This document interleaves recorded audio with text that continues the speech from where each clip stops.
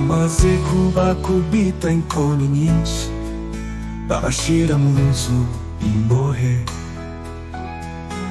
bategeka umurinzi kubarinda cyane.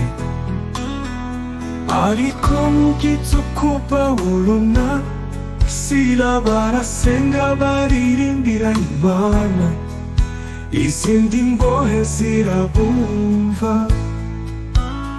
Uwo mwanya habaho igishitsi cyinshi, imfatiro z'inzu ziranyeganyega, inzugi zose ziherako zirakinguka, iminyururu ya bose iradohoka. Natwe nidusenge inzugi zirakinguka.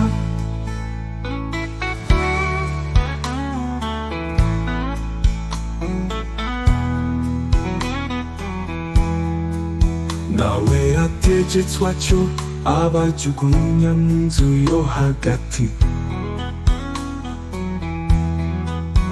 akomeza amaguru yabo mu mbago. Uyu murinzi yakoze ibi ngo batamucika, ariko ntiyari azi ko Imana idatererana n'abayo. Nyuma yo gusenga igihe bari muri gereza, hakabaho igishitsi cyinshi. Uwo murinzi akanguka abonye inzugi z'inzu imbohe zikingutse, agira ngo imbohe zacitse, akura inkota ye. Ibyabaye kuri Pawulo na Sila nibitubaho tujye twibuka